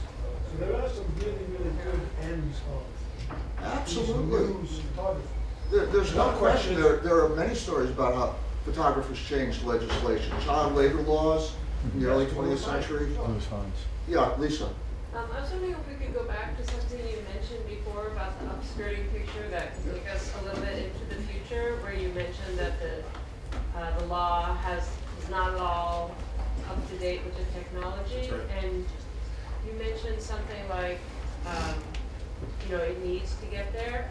Do you have an idea, like an opinion or a legal perspective on how that kind of situation of, breaking a boundary could be addressed legally and, also deal with the First Amendment issues and, the privacy, the main issue? That's How a do you very- see it into the future? Yeah, I wish that I had an oracle ball and I could just predict, but it's really hard to say. I think it honestly is going to be on a case-by-case basis as new technologies emerge. That's generally how the law is, and that's how courts function. That's, whenever there's a constitutional ruling, it's as a consequence of something bad or something that has happened in society, and it trickles its way up to the Supreme Court. And so until something like that happens, absent from legislatures or Congress taking an initiative to think hard about these things and pass laws responsive to these concerns, I think the law will still lag behind, which is a really sort of sad answer to give. Right, but what do you imagine the law could be to have an influence on that particular situation, because the technology is here? Yeah, so for example, one legal scholar wrote a paper about how there could be like if a legislature could pass no photograph zones where there are these intimate things that are happening. So for example, if someone's walking to an abortion clinic or something like that, where you could imagine zones in society. I mean, that's an example. Yeah, but how does the photographer know that that's? I'm sorry? How does the photographer know that that's a zone they can't enter? Well, so that would be passed by a Congress, a legislature, and then there's no ignorance of the law. You'd have to be aware of it. I mean, they would be in the news. I don't know how an artist would find out. I guess the same way that you find out about any other law. Any other law, yeah. I found myself wondering sometimes if street photographers should be licensed. Well, that brings up the fact and then I said, I can't believe I'm thinking that, but I do. I don't want to open this can of worms per se, but I often feel like the First Amendment, my relationship with the First Amendment as a photographer in a public space is probably a lot like a gun lover's relationship with the Second Amendment. And I know that that's what do you mean by that? If you could just help me understand. I guess my fear would be if we try to take the rights of the Second Amendment away for gun owners, that could trickle down into where, I know it's guns and photographs are two different things, but they both shoot. But they do both shoot. But you take the gun rights away, then maybe you can take some of our free speech rights away, and maybe that's the whole can of worms right there. But going back to the privacy zones, if you had the privacy zones where you couldn't take pictures, you still have that surveillance cameras up though. Well, I think it depends. If it's a true privacy zone, I'm not sure that you would. It would sort of be like in a bathroom where there is a reasonable expectation of privacy. I think the same would hold true in a privacy zone. I'm saying this without any knowledge of what a bill or the proposed legislation looks like, but that's just off the top of my head. Yeah, just trying to factor the backside. Of course, that's where you go to build your bomb. That's right. Lillian. To that case, I would say that woman also has a First Amendment right to be there in public space, expressing herself however she wants to stand there and be herself without feeling harassed. That's right. And so I think she also has First Amendment rights. And to that, I just wanted to ask you, Carl, when you had your graphic, you had the subject, the photographer, and then eventually you had surveillance. Yeah. But so you had an arrow going one direction. I know. And That was, you know, but wait, I just want to ask a question about that. Yeah. Because the phrase of taking a photograph, that has a remnant of meaning that you're taking. And so you have that one directional arrow, and I was wondering if, like, when you're out in the street photographing, if you consider also part of that, one of the attributes of public space is the cultural value. So if you're in a culture where walking on the street and direct eye contact is a real act of violence, then you would consider that as part of the public space that you're in. So when you say times have changed, but is that, do you ever think of that, those kinds of elements as part of the public space that you're in, that you just have to deal with it, like the weather? Well, first of all, the arrow. You know, I actually was putting this thing together last night, and there wasn't a two-headed arrow. And so I actually made another arrow in the reverse direction, and I put it above, and I can show you, I probably still have a slide of it. I put it above, so it's one arrow going in one direction, one arrow going in the other direction. Then I tried to move it down on top of the other arrow so it would look like a two-headed arrow, but then it looked kind of stupid, and I said, forget about it. But I'm totally with you on that. It's, you know, you're right, it should be a two-headed arrow, and maybe I should have said that when I showed the slide. I know that I think I actually did infer it, because I said it's the relationship between the photographer and the subject. And I wasn't saying in any way that the photographer is more powerful or more entitled than the subject. I think that, however, and this is just legal. This is not ethical. I think everybody has to make their own decisions ethically. But I think legally, you know, the photographer still, in this country, has a right to make any kind, you know, I did a little question on social media a couple of weeks ago, asking people if they would have questions that they could feed to me. And I got a bunch of responses. One guy in Oregon said, I hear that when a photographer takes a picture, it steals someone's soul. I wonder if you could talk about that in your, you know, bring that up. But, you know, that issue was brought up. Does a person have that right? And the fact is that, as a police officer told me, there was one situation which you've never heard of, but it was working on the Mass Project in Porter Square, where I was surrounded by a gang of, you know, 20-year-olds who were like shoving me around and stuff like that, to the point where it's the only time in my life I've had to do this for that reason. I had to call 911. And the police arrived, and you know what they do is they separate one party from another party. There's usually two cops, and you know, so that's procedure, I think. And so they talked to the kids, you know, and set them straight or whatever. And one of the police came to me and said, you know, listen, no problem. And he said, you have the right to take the picture. You have the right not to show them the picture, which I never knew actually. And you have the right not to delete the picture, which I didn't know. He said they have the right to be pissed off at you. And so I think that's about as far as it goes. You know, you can sue, and there are famous cases, which I thought that we might bring up one of them, but there are famous recent cases of people that have sued. And one of them went to the New York State Supreme Court, and it was a landmark ruling because it was a photographer who took a picture of a Hasidic Jew in Times Square. And the Hasidic Jew, it was published in a book later on. The Hasidic Jew didn't know about it, but he was told that his picture was in the book. And he sued. And it went all the way up to the Supreme Court because he said that his religious beliefs were being challenged, okay? That's a First Amendment issue also.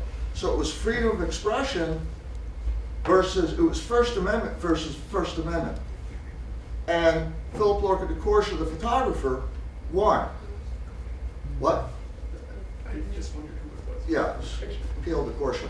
And so that was landmark because it wasn't like, you know, I'm standing on the street and you took my picture. It was two First Amendment rights. So that's... Was he claiming that he was portrayed in a false light? No, he claimed that his religion prohibited images. That was his claim. And that's probably true. Suppose there are hundreds of thousands of pictures of Hasidic Jews. Oh, God. You know, look at Leonard Freed, look at... Anyway, question. Does any of it have to do with the idea of objectification as far as a female or a child in an environment that they feel comfortable, or a Hasidic Jew, or is there something like the plantation owner, like is that taking ownership of people via camera, not their soul necessarily, but creating this environment where you don't know the intention of the photographer, and therefore you might be selling the photo or putting it on a child porn site or whatnot? Does anybody want to respond? Well, I do think what that points to is that when we're talking about street photography and these sort of things, it's in the context of a reasonably free society, right? If you don't have a reasonably free society, the street photographer is a threat to everybody because you do not know whether they're working for the secret police or even if they're not, whether their photographs can in some way harm you, because whatever your two sentences are, they're going to hang you. Whether you were crossing the street and jaywalking, you were wearing the wrong clothes, you were in the wrong place at the wrong time. So that is, you know, well, everything we're saying about street photography depends on the political space that we live in, and it completely changes it. The street photographer is a menace in an unfree society. Yeah, I don't know if it was Liz Linder who said it, but street, you know, people have, what's that?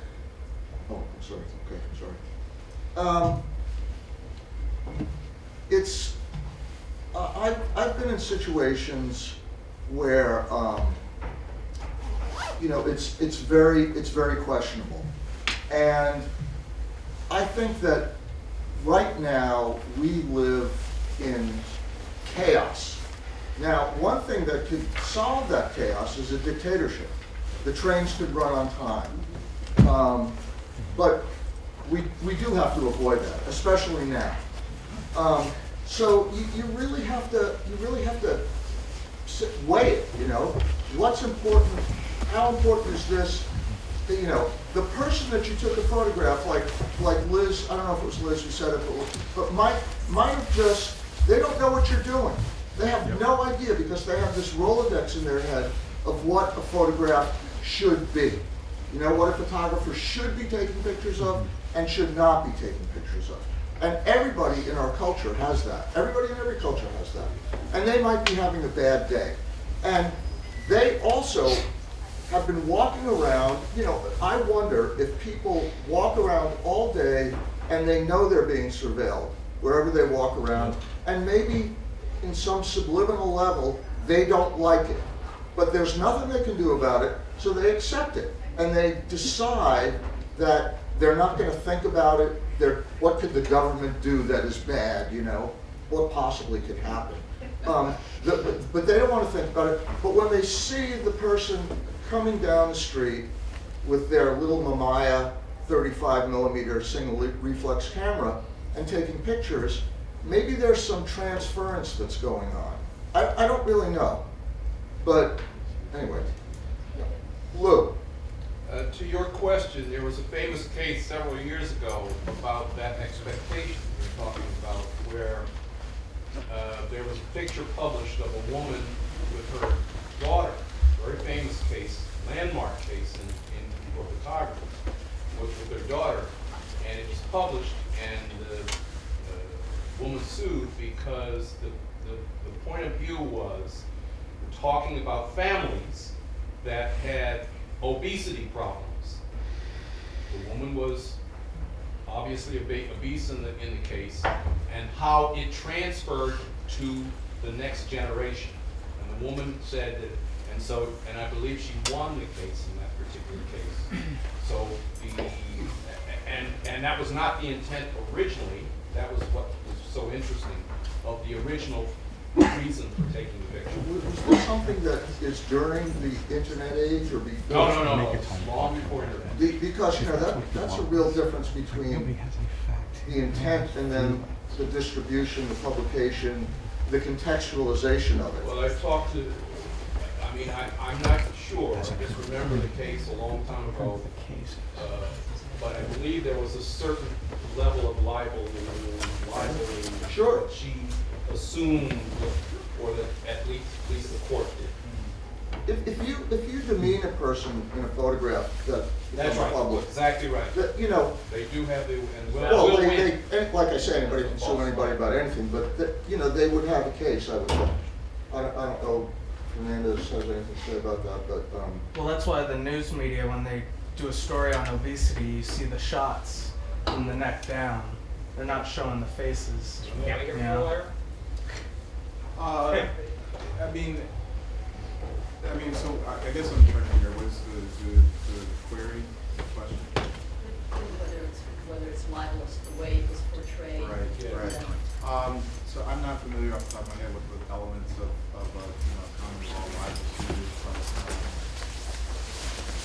It changed law for photographers in that it made that case became case law for how the intent of the picture was used, and I won't that would know be how it something affected to look us. up, I think. Huh?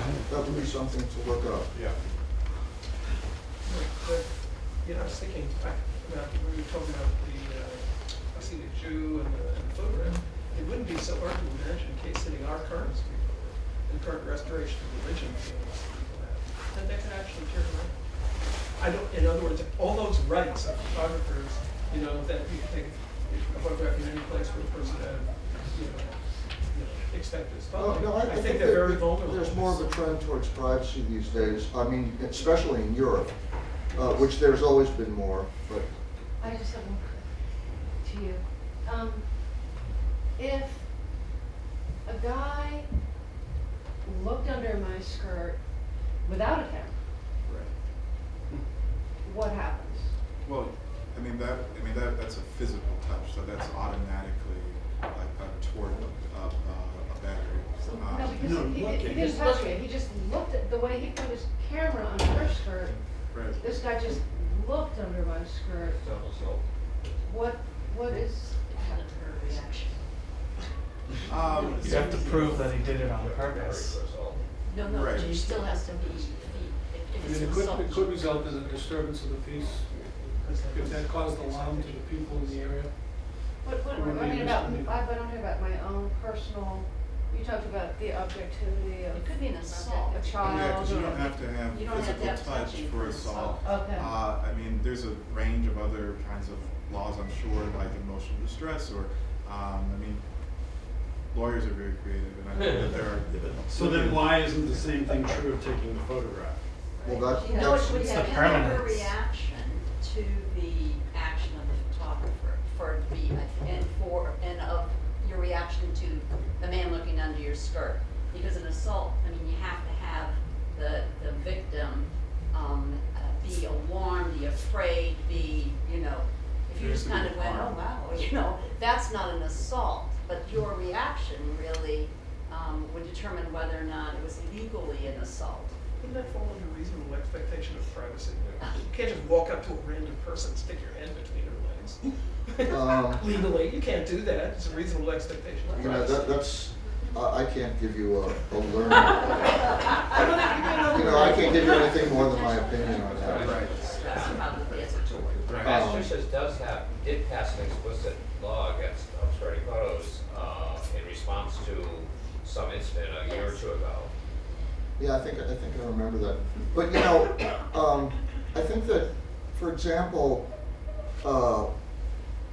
if police are called, if somebody doesn't like the fact that you're taking pictures, and it just, the moon happens to be in, bad news or something, I think that, or I've often wondered that, like, if I get into a situation like that and I decide not to delete the picture, to stick up for my rights, whatever, I'm sure that I could be arrested if the cops were the kind of cops that would do this for disturb. I'm sure that they can figure out a reason to put the cuffs on me, okay?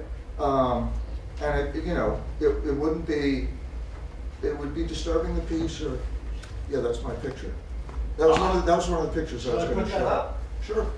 I mean, this is a picture that was taken in 1942 by a woman, by Helen Levitt, who is a great Take me a moment. photographer. But I brought half a dozen pictures. I guess we think alike, it seems to me, in many ways. Except he's tenured and I'm not. Lisa. I just want to respond to what you said about the objectification. I think that as photographers, I personally own the fact that I am objectifying people I photograph. And, my students have a lot of discomfort photographing strangers. And one of their first thoughts is, well, I don't want to objectify them. And I say, well, that's what photography does. We're taking three-dimensional reality and we're translating it into a two-dimensional flat object from our perspective, with all of our decisions that we make about how to depict that scene. And you have to use your whole being and your ethics and your conscience and your aesthetics and whatever, your intentions, to own that responsibility, because we are objectifying people. It doesn't matter, if we're making them they look sad in that moment when really they were happy, from that simplest thing to anything. And I think if we could do that first and own that we are objectifying people, then, it's not about the subject being objectified, it's that we're the objectifiers, and that's not a terrible thing. It doesn't have to be a terrible thing. I'm sorry, were you going to say something? Okay. Because that raises a really important issue in academia. Because as you may know, especially in art departments, but all over really, the climate is changing. And this is a good thing, because in some ways it's tied to the Me Too movement. But students are being taught, as the person who was upset at me for taking pictures in that audience, okay, said to me, he said, Carl, we know each other, he said, Carl, you must know that permission, consent, and objectification are the key things today, which if you are in a certain party line, it's true. And people are taught that, objectification is a bad thing. And, I do think that there are good things about that, but I am worried about it. I think it could go too far. For example, to bring in cultural distance and race and that kind of thing. There's a big shift these days in terms of what your work is about. And if you are, say, a white male, and you photograph a group or community that is not your group or community, as many photojournalists have done for decades, some of which have been really great and some of which have been problematic. But if you do it, you are transgressing. You are ethically... I really think it's our responsibility of the how you do it. I mean, it's not whether you do it or you don't do it. It's about the how. It's the ethics, right? I mean, that's what the ethics. I would agree, but very often it doesn't get to that point. Right. It's pretty... and it made me... I was discussing with some people, and somebody said, Well, there goes Robert Frank. So, for those of you who don't know, Robert Frank did a very important book called The Americans, published in 1958 in America. It's considered to be the most influential photography book of the second half of the 20th century. He just died, but he was an immigrant from Switzerland. And he came here in the 1950s, and he saw, and I was a kid in the 50s, okay? So, you know, I watched TV and stuff like that, and, you know, on the surface it was all sort of like Mickey Mouse Club and Annette Funicello and Beach Blanket Bingo, and everybody, you know, it was true that the economy was booming and, you know, whatever. But underneath, there were the McCarthy hearings, there was the Ku Klux Klan, there was a, you know, there was a lot of stuff under the rock. And so Robert Frank saw that, and he couldn't get his book published in America for at least a year. It first came out in France because publishers, who he knew because he was an editorial photographer, said, "This is depressing. Your pictures are alienated, and I'm not going to publish this. This is not what America's about." But in fact, he saw it, and I want to, Marshall McLuhan, who I can see some people are of my age, so you probably know who he was. He was a philosopher in the 60s who came up with the medium as the message. But the best quote I've ever heard from him is, "We don't know who discovered water, but we're pretty sure it wasn't a fish." And so that goes a long way in terms of people coming to an environment that they are not familiar with and seeing it in a way that the people in the environment have no clue about. So both things, I think, need to exist. Can you tell us about the picture that was just projected? It's right up behind you. So now that's a deeply problematic picture based on some of the issues that people have brought up. Yeah. I mean, is it child porn? Is it an assault? What's going on there? And yet it's a famous... It's a different time period. It's a different time period. Well, maybe. No, it was 1942. Well, you know, but that's a different time It period. is, that's what I mean. Yeah. It is a different time period. Right. It's absolutely a different time period. I certainly could have taken this picture in the 1970s. Was this published in like Life or something No, like it was that? published in her book called Ways of Seeing, which is a very famous and very important book. And she's dead now, but she's a really important photographer. And she photographed children. And I do want to say that Lou Jones is here, and he's a really good photographer, and he's traveled all over the world, still does. And I just want to say, I want to relate a little anecdote that he told me, because he's put out several kind of how-to books in addition to his other books in photography. And he put out a book about travel photography, I don't know when. But he told me that his advice when you go, whenever this book was published, his advice was when you go to like a village someplace and it's isolated and, you know, whatever, and you want to befriend the population so you can take photographs, the first thing you should do is photograph their children, because, you know, then they think that you're child friendly. And seen in today's context, I don't know if that book is still in print, but It's not in print, but I don't tell my students that. yeah. But things change. Things change. And I don't think, you know, I was not alive when Helen Levitt took these pictures, and I never met her. She was taking pictures in the 70s that were really great too, in the 80s.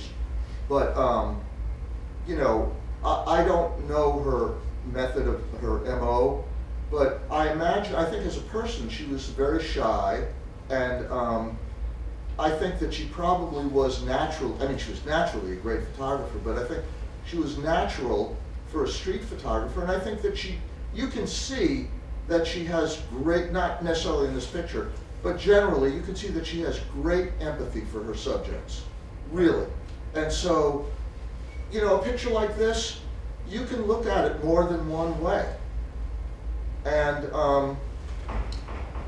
some people realize that and some people don't. And what really matters is the cultural gesamte Kunstwerk, you know, the total thing. Yeah, David. Well, I think, you know, her work makes me think of what we've lost, you know, in terms of our ability to photograph. Because there's wonderful things that I think we don't have access to now because of where people are in terms of privacy. And I just think that's a loss. Yeah, but it's balanced out by what's been gained by contemporary photographers who are working more collaboratively with subjects who weren't seen before, and are bringing voices to the fore. So, you know, you lose something, you gain something. Let me ask Melanie, do you think, how much do you think about that in terms of your personal practice, in terms of your experience, not your, not what you see or read or hear from other photographers, but when you go out and photograph, do you ever think about that there's a loss, or does that ever, do you ever get into situations where you feel that? I don't feel that there's a loss. There's a loss of just with everyone on their devices and their earbuds, and there's that's a loss for me. It's Like different people- panel. What? Different panel. Yeah.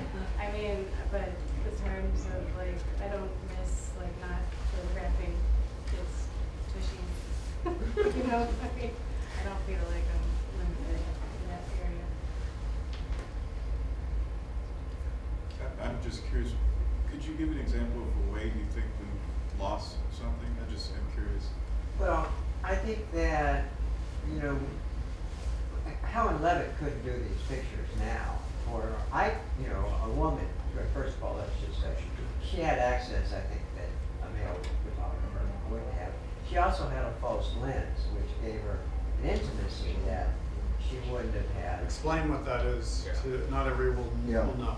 Well, the lens basically, I'd be looking at you, but the lens would be showing me these people over here. It's a right angle. She could basically, she would, the pictures would be different. She can aim this her way, direction. she's really So taking. she could aim yeah. at a wall and she's Yeah. actually taking that Right, photo. okay, wow. So that enabled her, you know, that enabled the pictures to have this degree of intimacy. I mean, sure, we've gained a lot, but I just think that there's aspects, well, and part of it's the culture. I mean, you know, people don't hang out in the street anymore, you know. Can you say what you feel like you can't photograph anymore? I'm just curious. Well, Yeah, that's kind of what I was wondering. for me, I mean, I'm just thinking that,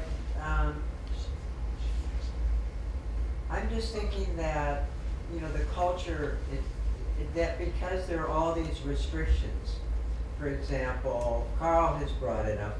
I was taking these wonderful photographs at the Upper Mystic Lake in Medford, and there was this situation where there was a sign out where you're not supposed to swim because the water's polluted, and there's a sign saying no swimming, and the lifeguards are up on their chairs and people were in the water swimming, and because there were children in the picture, you know, I was being told I can't take this photograph. I kept taking the photographs because it was a wonderful scene. But I just feel there's restrictions on what I can photograph and what I can show based on where people are in terms of their privacy. I think I can understand what you're saying, and the first thing that came into my head was I think we've lost our innocence in some way. That picture is about innocence. Yeah. So this is I think that it's been great. I think actually it's a good time to end this. There actually is a reception in Higgins, and they're probably like wondering what the hell is going on. But there is maybe some food and drink there. Cleaned it away. And you know, I felt like, you know, I really enjoyed this panel and I enjoyed everybody on it, and it was like opening a barn door to go in, and the horses just came out, and it became something a little bit different. But you know, my personal feeling was that you know, people went away with not just more knowing more or knowing different things, but also of thinking that there is a way to think about things differently. That is what, I mean, I really sort of hope that there would be people here who would be, you know, screaming at me. We'll do that later, Carl. Because that's what I'm used to, but no, and I thought that, you know, if people get into it, that's really great, because as long as nobody's hurt, you know, some opinions will come out and some things might come out of it. But I have the feeling that to some degree I'm talking to the choir, but in any case, I want to thank you.